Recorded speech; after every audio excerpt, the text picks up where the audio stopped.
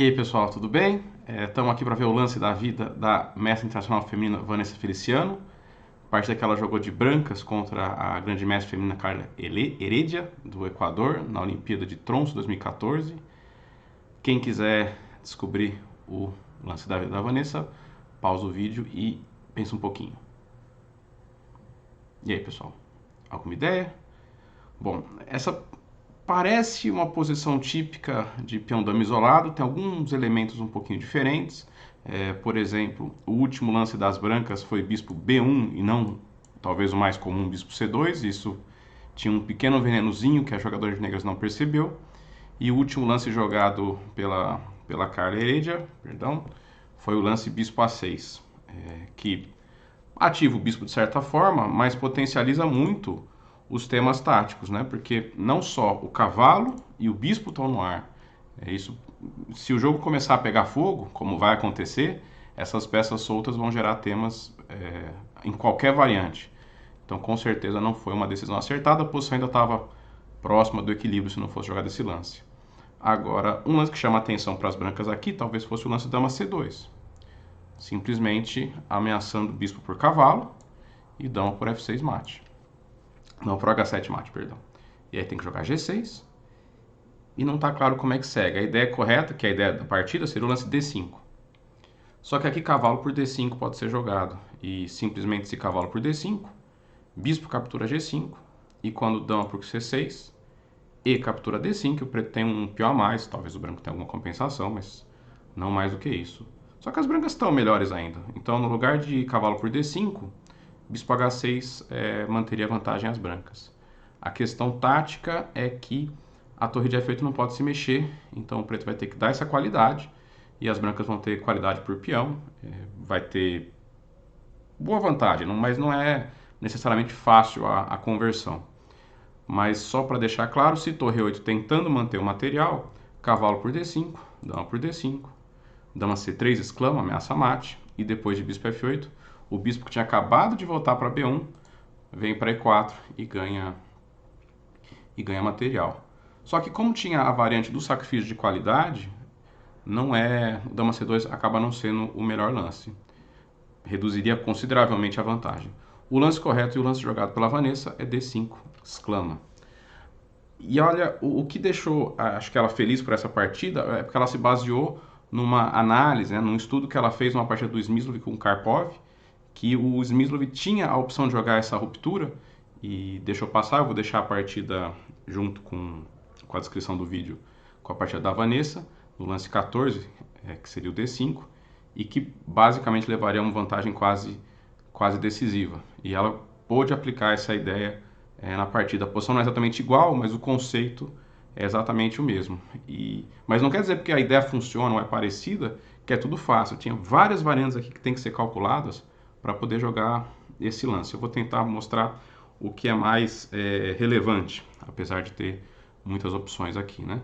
Por exemplo, o lance peão por peão foi o lance jogado na partida, cavalo por D5 provavelmente é o melhor, mas se a jogadora de negras, por exemplo, quisesse não entrar em complicações e falar, ó, eu vou dar um materialzinho por você, mas eu vou me coordenar e talvez eu tenha contra-jogo. Um lance interessante seria cavalo A5, porque se eu imediatamente fosse atrás do peão, a troca de damas e eventualmente a infiltração do cavalo em B3 podia gerar contra-jogo.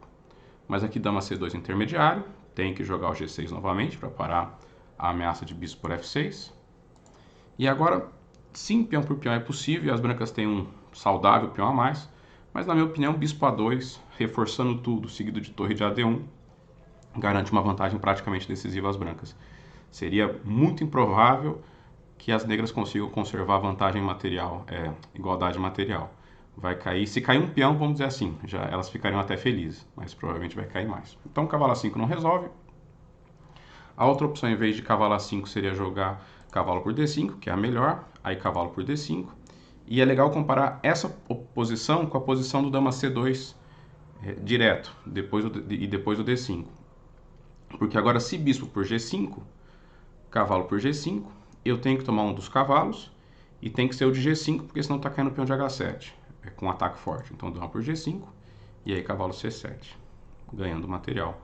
O único lance, talvez, que mereça seguir mais um pouquinho, que parece que salve a torre de AD8, mas aí dama C2 com, bom, vamos ser econômicos e falar 3 ameaças fortíssimas e o jogo acaba. Tudo isso, essa variante não funcionaria, por exemplo, se o bispo tivesse em B7, não levaria a nada para as brancas, né?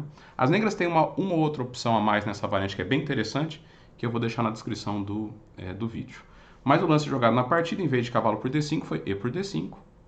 E agora, dama C2. Ameaçando o bispo por F6. Teve que jogar G6. Se jogar, por exemplo, cavalo E4, tentando simplificar e acabar com a ameaça, o branco faz só no feijão com arroz. Cavalo por E4, D por E4, dama por E4, ameaçou mate em H7.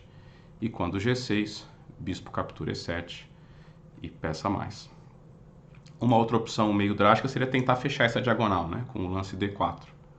Mas também não funciona, né? Bispo por F6, D3. E aí dama 4, calmamente.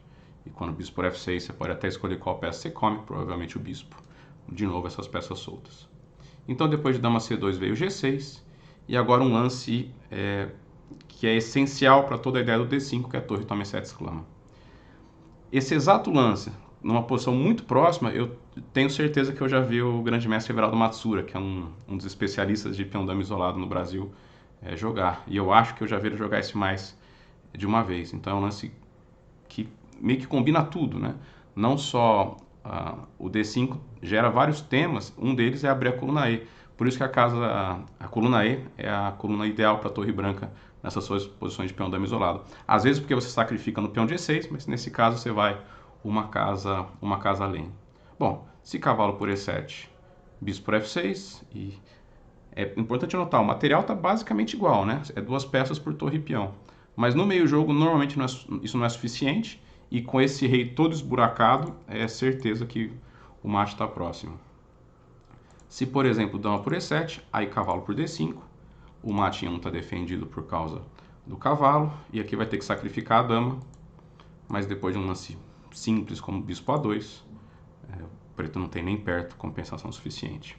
E por fim o lance que a Carla Heredia tentou, que foi cavalo D4, que é um lance até criativo, para quando o cavalo por D4, dama por E7, vinha ameaçando o mate em 1, mas calmamente bispo A2, defende o mate, reforça as ameaças e entra um pouco no cenário que a gente falou na variante do cavalo por E7 bispo F6. O material está muito próximo da igualdade, mas o preto está simplesmente perdido. Se aparecesse milagrosamente um bispo em G7, ia ter muita luta, né? Se o bispo de A6 se transformasse no bispo de G7. Mas aqui não é o caso, as brancas estão ganhas e a Vanessa não deu nenhuma chance depois para converter a vantagem. Bom, quem gostou da análise dá um like, se inscreve no canal e amanhã estamos liberando a entrevista com a multicampeã brasileira Vanessa Feliciano. É isso, até mais!